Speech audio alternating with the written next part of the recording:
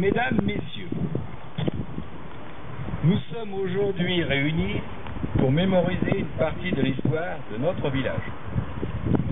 En effet, nous allons inaugurer une stèle en l'honneur des forces alliées qui ont libéré notre village en août 1944, lors de la bataille du Vexin. Sailly a en effet subi l'occupation allemande de 1940 à 1944. Et comme dans beaucoup de villages, de nombreux bâtiments importants avaient été réquisitionnés. Le château du Ménil à Fontenay, un château à Guitrancourt, la ferme du château à Sailly qui servait d'infirmerie, et le plus célèbre étant le château de la Roche-Guyon, QG du maréchal Remel. Pendant toutes ces années, la vie a bien entendu été difficile dans nos villages, entre autres à cause des privations de nourriture. Ma maman me racontait que fréquemment, les Allemands désignaient une poule, un canard, voire un mouton, et qu'ensuite, elles devaient leur cuisiner avec ma tante. Enfin, arriva l'offensive alliée de juin 1944 pour libérer notre pays. C'est en août que les événements ont eu lieu dans nos villages.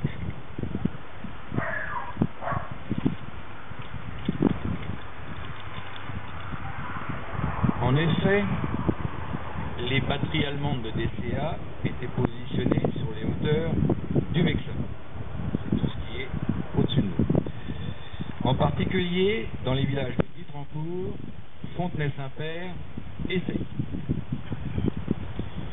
Ces combats ont été particulièrement meurtriers, avec de nombreuses victimes dans les deux camps.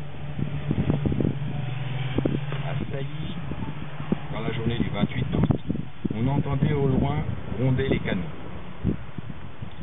Les habitants, terrorisés, sont allés se cacher dans les caves et les souterrains du château de Madame de Villers. Pendant ce temps, Hitler, qui pensait un débarquement plus au nord de la France, a fait déplacer au plus vite depuis la Somme plusieurs chars Tigre vers nos villages. Il faut savoir qu'un char Tigre, un monstre d'acier de plus de 70 tonnes avec un blindage exceptionnel et un armement terrible, était pratiquement indestructible. Néanmoins, il avait un talon d'Achille. Équipé en effet d'un moteur à essence de 800 chevaux, il lui fallait un ravitaillement en carburant constant. Plusieurs chars Tigres sont ainsi arrivés dans le Vexin pour stopper les Alliés qui débarquaient de Rosny pour aller libérer Paris. L'un de ceux-ci est tombé en panne et gît toujours entre Fontenay-Saint-Père et Sailly sous la CD 913, qui est cette route-là, un petit peu plus haut dans les bois. Un autre s'est arrêté à l'entrée de Sailly, juste au-dessus, à cause de panne d'essence. Et pour l'histoire, deux ferrailleurs allaient le dépêcher à la fin de la guerre, sont morts car le Tigre était bourré d'explosifs. Un autre est allé jusqu'à Wainville, un autre au-delà de Montalet-le-Bois. Et enfin, un autre est rentré dans la cour de la ferme en explosant le portail métallique, identique à celui du château que vous voyez actuellement, dans un bruit assourdissant, pour aller se cacher sous une allée de marronniers où finalement il a été touché par l'aviation alliée. Pendant ce temps, la ferme qui était un lieu d'occupation a été bombardée et a pris feu. Lorsqu'en fin de journée, tout s'est arrêté, les habitants sont ressortis de leur cave et ont découvert l'horreur du spectacle.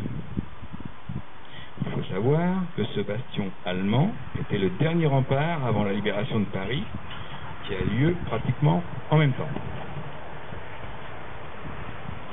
Aujourd'hui, nous sommes réunis pour honorer ce fait de l'histoire à l'endroit même où les troupes alliées sont descendues. Pas descendues par cette voie, qui aujourd'hui s'appelle la rue Auguste-Joie, mais qui à l'époque n'était qu'un chemin de terre. Cette commémoration se veut historique et dans un esprit de rapprochement de deux peuples aujourd'hui amis. En effet, les soldats des deux camps, dont beaucoup y ont laissé leur vie, auraient certainement préféré vivre heureux dans leur famille et non être les exécutants de l'idéologie de leur